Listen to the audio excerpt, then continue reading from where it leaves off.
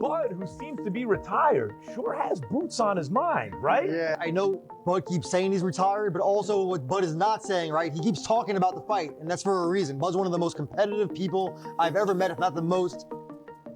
Yep. 100%. A plus versus A. That's A plus And versus A. I like that. Terrence just a little too Yeah. much and will catch him Yeah. in Bud's boots. And Yeah. I think that'll. I think Terrence stops him It's late. such a special fight because you got two. Stop scrolling because the boxing world might be witnessing the beginning of the biggest what-if saga in years, and almost nobody is talking about the strangest part.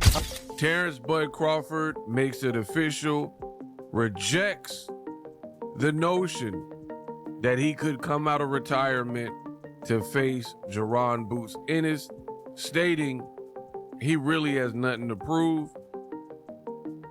Wishes Boots Ennis well on his journey, but he ain't coming out of retirement for no dang Jaron. Terence Bud Crawford keeps saying he's retired. Yet somehow his name keeps finding its way into every single Jaron Boots Ennis conversation. And fans are asking the same question over and over again. If the chapter is really closed, why does the story refuse to end? Now, before anybody gets carried away, let's be clear. This is all based on public interviews, fan reactions, and online speculation. That are true alpha males. You know what I mean? I was an alpha male until I got in the ring with that dude. It just, That dude, like, it was like the more he wasn't allowing me to do what he wasn't, and it was like, damn, okay, well then, you know. You had one of them in eights and the other in sparring? I don't know, because that dude hit me with a right hand in the sparring, and I was like, I was like, yo, that was real. Think it's one of those things where Boots is good, but once you run in there with that, you're like, damn. But once you connect the dots, things get a whole lot more interesting. Every time Boots dominates another opponent, social media explodes with one phrase, "Bring back Bud." Every podcast suddenly starts debating the same fantasy fight. Every analyst seems to have a different theory. Coincidence? Maybe. But the timing has people paying attention, and here's where it gets wild. Crawford says he has nothing left to prove. Talk about Boots versus Crawford. And look, do I think Boots versus Crawford could happen? Yeah. Do I think it will happen? I guess that's down to Terence Crawford. We know Boots wants it. Eddie will take it straight away. Will Terence Crawford bite back? I think so far, he's put out a tweet. He's been quite complimentary. I saw a video he did with All the Smoke, quite complimentary of Boots' win. I almost want to see that nastiness in him come out. And it's there, trust me. I've been around Crawford quite a lot in the last few years. If someone pokes the bear, 9 times out of 10, Crawford will poke back.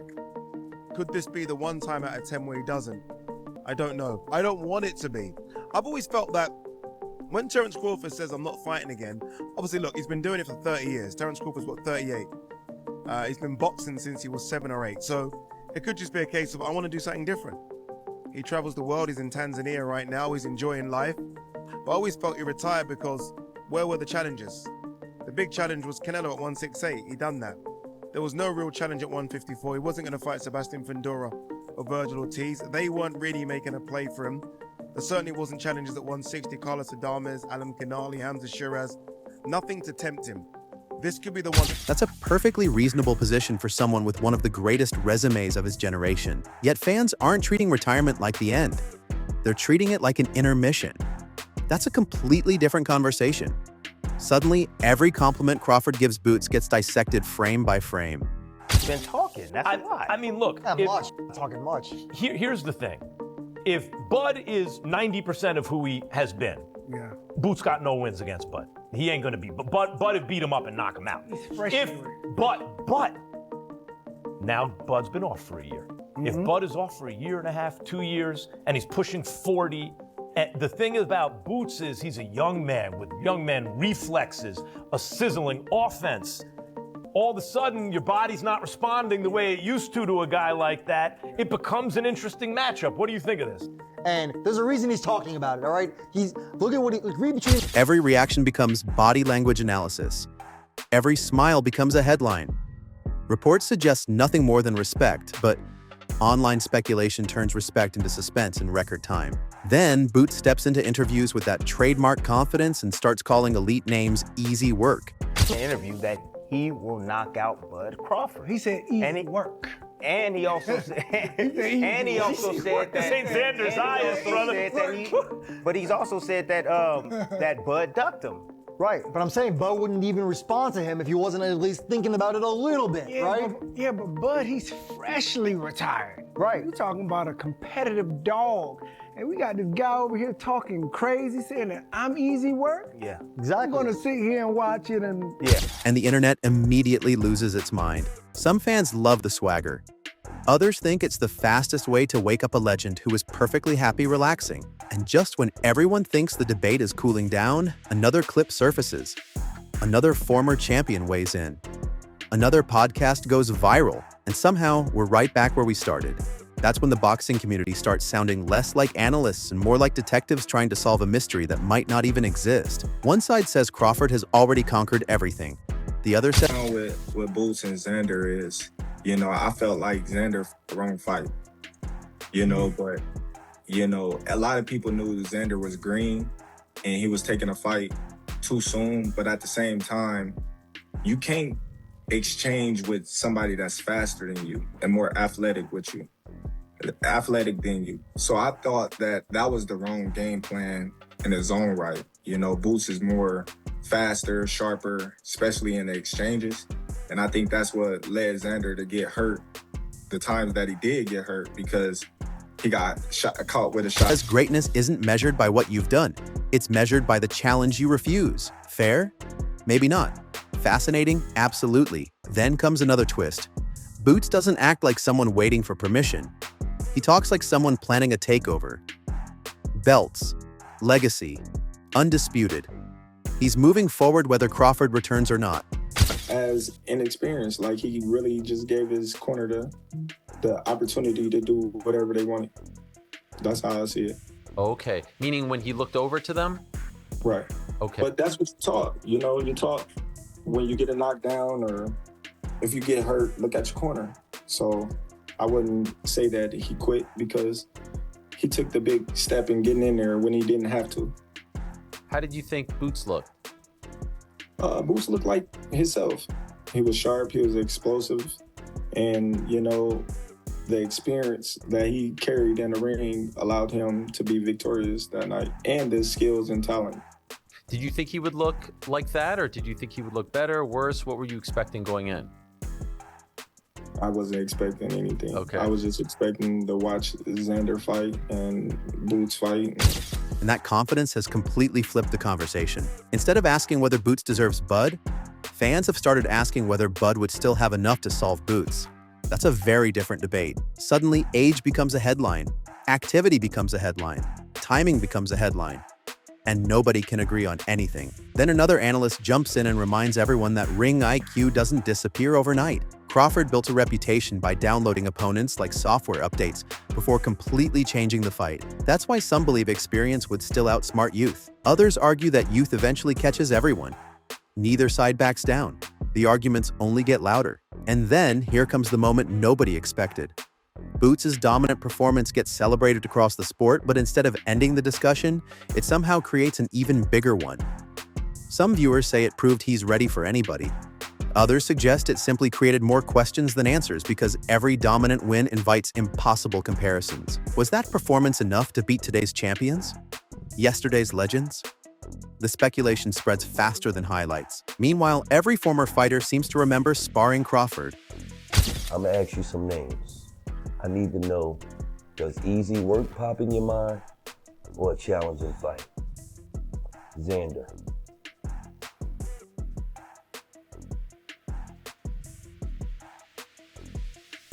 Easy work. Charlo. Easy work. Pandora. Easy work. Errol Spence. Easy work.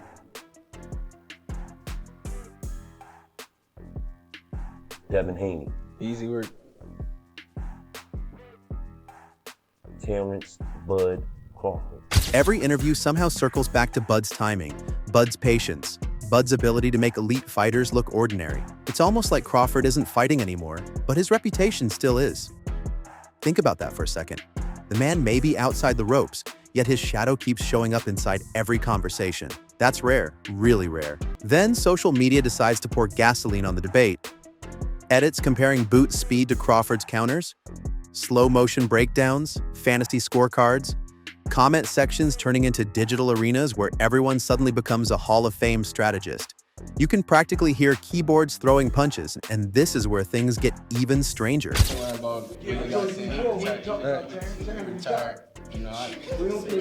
focus on testing. Taking over this division. We ain't worrying about no retired fighters.